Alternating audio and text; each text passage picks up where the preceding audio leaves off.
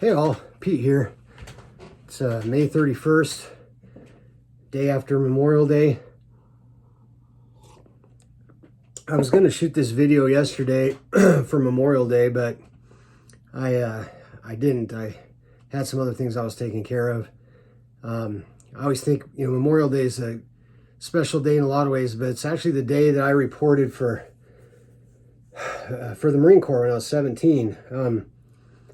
I got on a bus. It was Monday, May 25th, and I got on a bus on Sunday, rode down to Salt Lake to report to MEPS, and then my recruiter realized that obviously MEPS isn't open on Memorial Day, so I sat around in a hotel down in Salt Lake.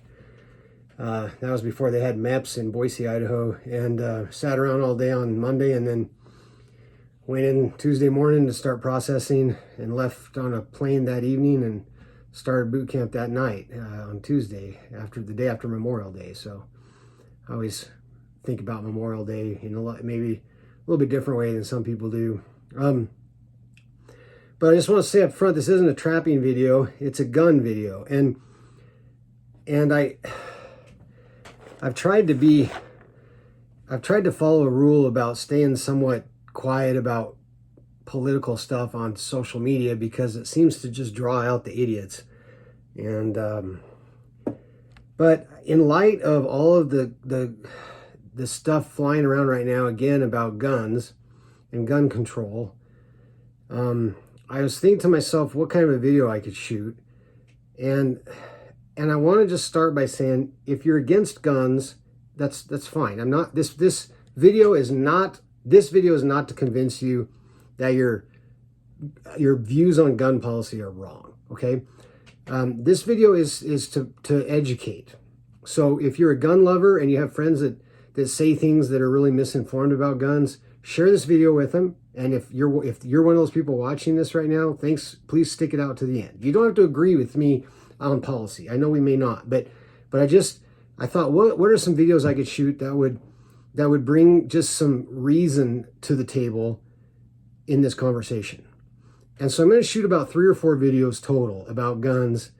And the first one, today's video, is just about the terminology and some basics about guns. So even if you disagree with what I think about gun policy, at least you can speak with some education about guns, the parts of guns, how they function, and stuff like that. Because I'm as guilty as the next person. If someone comes and starts arguing with me about guns and they don't know even the basics of the terminology, I'm not interested. They haven't done enough research to even know what we call things.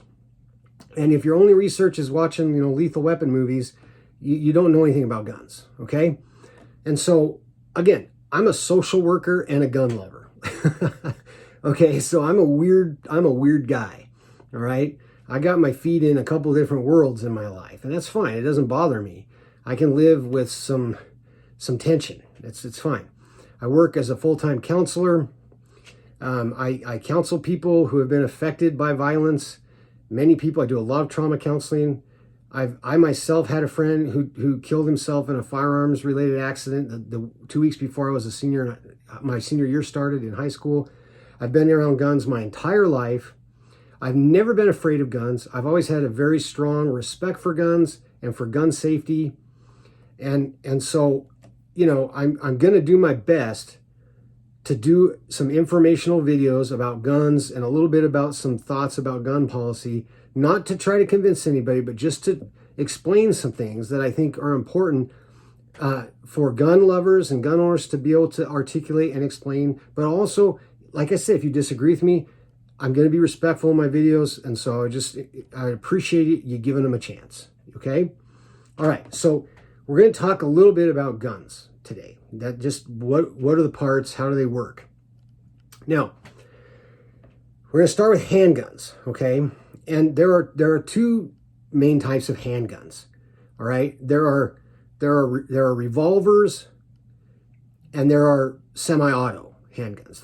We could classify most into one of those categories. There are some other things that sort of have their own category, but I'm not going to get into that, okay? So we'll start with a revolver. This is a revolver. Now, before I do anything with it, I'm going to follow the rule that I treat every gun like it's loaded, and if someone hands you a gun, you don't take their word for it, you check it. So I'm checking all the cylinders in this revolver. It's empty. Okay, so this is not a loaded revolver. On a revolver, the main parts to understand, you got your barrel. This is the cylinder, the middle thing that spins. This is the hammer. This is what cocks. Okay, trigger, handle. These things up here are the sights, but that doesn't matter for this discussion, okay? This is called a single action revolver. What that means is that for this revolver to fire, the hammer has to be cocked. You have to cock it first. And I'm going to dry fire it, which means I'm going to fire it without a round in there, which you don't want to do too much because it's not always good for the gun, but I just want to demonstrate. Hammer's back, it's cocked, I put my finger on the trigger, which is sort of breaking one of the gun rules, but I'm going to do it for demonstration purposes. Fires. Now, it won't fire again. I have to cock it again to fire it again, and again to fire it again. It holds 6 rounds. This is a 44 Magnum. This is what the cartridge looks like for a 44 Magnum. We're going to talk about ammo in a second, okay? Now, so a single action revolver, sometimes it's called a cowboy gun, because in the old Western movies, you know, they always cock it to shoot, okay? So you can only fire this revolver as fast as you can cock and pull the trigger. And professional shooters can do that pretty quick. You know, I'm not real fast at it, but I'm not slow either, okay? So this is a 44 Magnum. This is the gun that I carry with me when I am bow hunting in areas where there are lions, mountain lions, or bear, in case I run into a lion or a bear and it doesn't run away and I have to do something about it. This is the gun I carry when I'm bow hunting, when I'm in that kind of country. Okay, so last week when I was bear hunting with my bow, I had this on my hip. Okay, so that's a 44 Magnum. Okay, single action revolver. To fire it, you have to cock it and shoot, and it won't shoot again until you cock it again. Okay. This is another revolver, and I'm going to check it first. Notice empty cylinders. It's not loaded. This is a 357 Magnum. This is what the cartridge looks like. It's thinner than a 44 Magnum, as you notice, because it's a smaller round, but it's just about as long as a 44 Magnum. Okay, so if you want to see them side by side, see how much thicker that 44 is? The 44 is the measurement of the bullet. And it's actually not a true 44 millimeters. It's 44.23 or something like that, or 33 or so. I can't remember. 32, I don't know. This is my concealed carry gun that I carry for self-defense. Okay? Yes, I've been trained in combat shooting with handguns and rifles in the Marines and after in bodyguards, professional accredited bodyguard school. I shoot weekly. I'm competent, very competent with my handguns, okay? And I understand the use of deadly force, and that's going to be a whole nother video. But this is a double action revolver, which means that I can cock it if I want to fire. Again, it's empty. I'm just firing for demonstration purposes. Or I don't have to cock it. Double action. That means every time you pull the trigger, it will fire, and it holds 5, so you can shoot 5 times with this revolver. I carry a revolver as a concealed carry because there's less to go wrong, right? There's less to go wrong. And in my opinion of self-defense, the studies show most self-defense situations with a handgun take place within 7 to 10 meters, roughly 7 to 10 yards. Okay, and they happen really fast. And so I've got 5 rounds of 357. That should be enough for me to protect myself against somebody 7 to 10 meters. Short barrel. The longer the barrel, the more accurately you can shoot farther away with revolvers. Okay, with most guns, anyway. But this is a double action. So again, I can cock it and fire, or I can fire. Double action revolver. Same parts as the other revolver. Handle here, cylinder here, hammer here, barrel, trigger. This is called the trigger guard. Okay, so this is a 357. It's a Ruger SP101. It's my concealed carry handgun that I carry concealed when I'm carrying a concealed handgun, okay? Revolvers. Now, let's look at semi-auto. This is a Glock 43. This is my wife's concealed carry handgun. 43 is not the caliber. 43 is the model. It's a 9mm handgun. That's the caliber. So we looked at a 44 caliber, which is, the caliber is the size of the bullet. We looked at a 357 Magnum, and then now we're looking at a 9mm. And 9mm is probably the most popular round for concealed carry handguns. Most concealed carry handguns nowadays are 9mm. There are reasons for that. One, they're a little smaller than a 45, which is also a popular caliber. The ammunition is widely available. It's easy to reload if you want to, and there's very little recoil with a 9mm. Okay, so on a semi-auto, the way this works is, first of all, this just came out of the handle. This is called a magazine. It's not a clip like they say in the movies. It's a magazine. Okay, so when we talk about high capacity magazines, what they're talking about is magazines that hold a lot of cartridges, a lot of rounds. This one holds 6. So it holds the same amount as a revolver, but it's a really popular concealed weapon for people who carry for self-defense because it's small, it's compact, it's easy to conceal in a belly band or in the waistband holster that fits inside your waistband or in your purse or things like that, okay? So rounds are loaded into the magazine. So here's a 9mm cartridge. Smaller, right? They're loaded into the magazine. Oops. Like that. And this will hold 6. I'm going to take this back out. This one I've already checked it once, but notice there's no round in the chamber. Okay, rounds are loaded into the magazine. The magazine fits into the handle of the firearm, but it still won't, you still can't shoot it yet. To be able to shoot this, the first time you have to load around. You have to jack around into the chamber of the gun. Now, notice how it stopped? That's because there's no rounds in there. But if this magazine were loaded, then when I pulled that back and released it, it would feed around from the magazine into the chamber of the gun, which is the front part of the barrel, in here, and that would just close. Oh, that's tight. I don't know why that won't release. There, that would close automatically. Now the gun would be live. It'd have a round in the chamber, okay? The Glock safety on Glocks is on the trigger. So this gun won't fire unless the trigger's pulled and the safety on the trigger, which is kind of hard to see, but it's in the middle of the trigger, is depressed, okay? So they don't have any other safeties on them, okay? But then when it fires, boom, when that round fires, the recoil from that round forces the slide back and it goes forward again. This is a really tight slide. Goes forward again and feeds another round into the chamber to fire. So this is called the slide, trigger, safety, trigger guard, handle, okay? This part right here where the round ejects out of is called the ejection port, okay? So when you pull the trigger, boom, bullet flies, this shoots back, feeds another round, and there's an extractor hook inside this on the bolt that pulls the empty round out so that the new one can feed. So a semi-auto will fire every time you pull the trigger until the rounds are gone. So if there's 6 rounds, I can go boom, boom, boom, boom. Wait, I better count right? Boom, boom, boom, boom, boom, boom. 6 rounds I can fire. Then it's empty. And when there's no more rounds, that magazine or that slide locks back. And so you could take the empty magazine out, put a new magazine in, feed another round, boom, boom, boom, boom. Does that make sense? So it's a semi-automatic handgun, okay? Again, this is called a magazine, not a clip. A clip is a piece of metal, a strip of metal that holds ammo.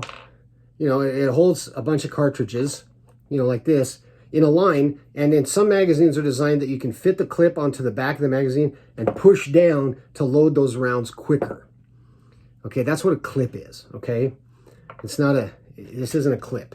They say that in the movies a lot, but that's not what it is. Okay, so this is one example of a semi-automatic handgun, very popular handgun, the Glock 43. Again, 43 is the model. It's the caliber is 9mm. I have another semi-auto handgun here. I'll take the magazine out. I'm gonna look, even though I know it's empty. This is another example of a semi-automatic handgun. This is also a 9mm. It's a Browning high power. It was designed by John Browning from Utah. It was manufactured and produced at the Fabrique Nationale in Belgium. And it's one of the, I think it's one of the best 9mm ever made. And again, it's no different than this firearm. It's just a different size. And this one's made out of a composite plastic. This one's made out of metal. Okay, so this one's heavier. It's got a longer barrel, easier to shoot accurately, you know, at longer distances. But again, when I used to carry this, I still practiced 7 to 10 meters. That's where most self-defense situations happen, okay? So 2 examples of a semi-auto. Remember, with semi-autos, magazine, slide, okay? This one has a hammer that's exposed, okay? And this is the slide, this is the ejection port, okay? And semi-auto will fire every time you pull the trigger. So an AR-15 is a semi-auto rifle. Okay, so even though it looks like an M16, it's not. It's a semi-auto rifle that fires every time you pull the trigger. So as fast as you pull the trigger, you can shoot till you run out of ammunition. All right? All right. So those are handguns. There's some handgun terminology. Let's look at a couple rifles, okay? This is a 223. The caliber is 223 Remington. This gun is actually made by Savage, so it's a 223 Savage, but the caliber is 223 Remington. I've got one in here I can show you. There's a 223 round. Okay, 223 round. There. Let's check it. This one has a magazine. It has a 4-round magazine. Notice it's empty, fits into the bottom right here. We're going to check the chamber. Okay, empty. Okay, so this rifle parts on this is the stock. This part is the stock. This is a composite stock, which means it's made of plastic. I use this gun for coyotes. I do a lot of predator control for ranchers, and so I have to shoot a lot of coyotes to keep the cows and the lambs safe. So I use this for a lot of predator control. 223 is a very popular caliber for predators. It's also a very popular, another popular caliber is a 22-250 or 220 Swift. They're all a 22 caliber bullet, okay, okay, sorry. So this is the stock, this is the scope, this is the bolt, this is the barrel, sling. If I wanted to load this, I'd put 4 rounds in this magazine. The magazine slides into the rifle here. And then to put a round in, I have to open the bolt and then close it, and that will feed around into the chamber. Now we know it's empty because we looked, right? The safety's on the back. If you can see the red dot, I don't know if you see it, but if you see red, that means it's going to fire. Pull the safety back so you don't see red, it won't fire. Trigger won't pull when the safety's back. To fire it, the safety has to be forward. Finger on the trigger, we know it's empty, so for demonstration purposes, boom. It won't fire again. I have to extract that round, that empty case. It will fly out, feed another one, close the bolt, then it will fire again. That's called a bolt action rifle. Bolt action means the bolt is what feeds the rounds. Okay, so this really wouldn't be considered a semi-auto or a single action. It's called a bolt action because it has a bolt. Okay, so interesting thing to note is that the 223 Remington is virtually the same caliber as an AR-15 223. Okay, they're virtually the same. So this is camo so that I can stay camouflaged when I'm calling coyotes in, but it just looks like a regular rifle. But next to an AR-15, there are some functional differences. The AR-15 is a semi-auto rifle, which means it fires every time I pull the trigger. It's not bolt action, but the caliber is the same. Does that, okay? So on an AR-15 5.56 or 2.23, that's the same caliber. Now AR-15s have different platforms. Some of them are in 308 and different calibers, but anyway, that's a 223 bolt action rifle. Okay. The last firearm I'm going to show you is another one of my favorites. This is a 308. That's a 308 round. It's a very popular round for hunting. It's also a NATO round. Well, 7.62 by 5.1 is the NATO, but anyway, they're about the same. That's 308 round. Okay, bigger, right? Okay. This is a lever action, so let's make sure it's empty. This one also has a magazine. Empty.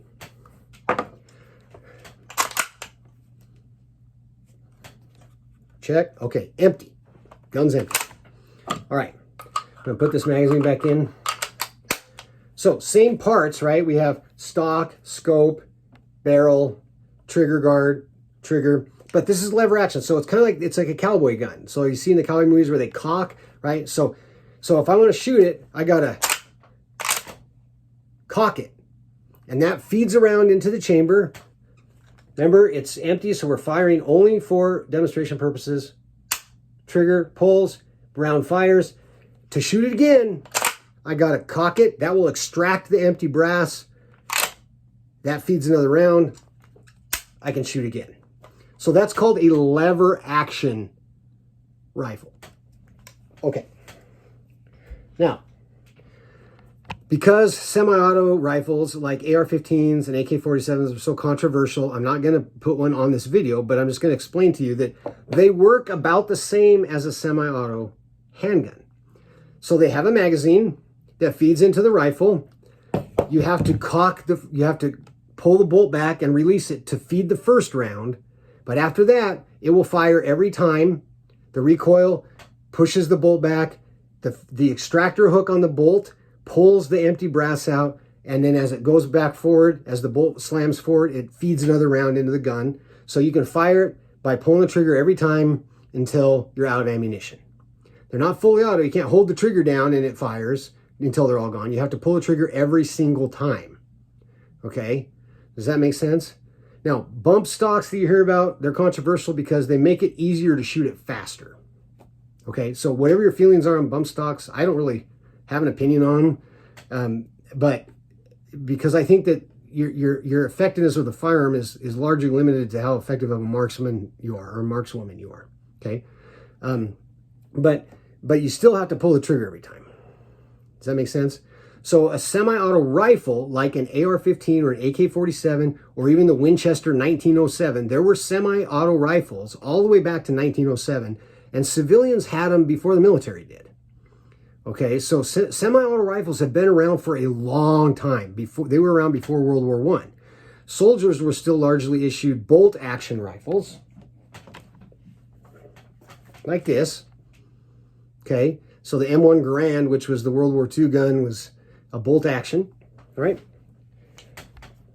The M14, which some soldiers early in Vietnam carried and some soldiers still carry in some units, is a semi-auto rifle in a 308 caliber. But again, it's a bigger round, and generally the magazines on them don't hold as many as you might see in an AR-15 or something like that. Okay, last thing. Okay, this is not a bullet. This is a cartridge or a round. This is the bullet. This top piece, this is the bullet. That's the projectile. That's what leaves the gun when it's fired. This whole thing doesn't fly out of the rifle. Okay, this is the brass or the casing, where I call it brass. That holds the gunpowder, and the bullet is crimped in the front. And that little round thing on the back is the primer. And the firing pin in the firearm strikes that primer, which causes a small explosion, which ignites the gunpowder, which projects the bullet out of the end of the rifle. So if you're talking with a gun guy and you're talking about, well, these bullets or those bullets, their mind's usually going to this thing. Okay, so say cartridges or rounds. You know, how many rounds does it hold? How many cartridges fit in the magazine? Not how many bullets. Okay, because the bullet is just this front piece. Okay? All right, so that's my first video. I'm going to shoot a few more over the next couple weeks where I talk about some other things about firearms and some thoughts I have. I promise my videos will be respectful, okay? And again, I know I may not change people's minds, but and it's not really my intention. My intention is to share my thoughts and to educate a little bit, and to show that it's not fair to label gun owners as, you know, wing nuts or whatever. You know, people like me from Idaho, I grew up here. I've been around guns my whole life. You know, we had guns in our house. We had guns everywhere. We took our guns to school to go shoot pheasants after football practice. My very first speech I gave in college years ago in the 90s was how to disassemble and reassemble an AR-15. And I was allowed to, I checked with security and they allowed me to bring an AR-15 on campus to show how to disassemble and reassemble an AR-15. So that's the world I grew up in. And so one thing I will talk about in one of my videos is gun culture. And gun culture is different depending on where you live and who you are and your experiences. My experiences are not those of somebody who grew up in, you know, inner city Detroit, you know. So anyway, I'm going to get into that more in future videos. I appreciate you watching. I hope it was informative. Feel free to share it with your friends, if you know, who may not know as much about firearms. If this video helped you learn more about firearms and you're maybe more on the other side of gun policy than what I'm on, that's okay. Leave me a comment. Just be respectful. You don't have to like me, but just be respectful. You know, I'll be respectful to you. And tune in again. Thanks so much. We'll see you in the next video.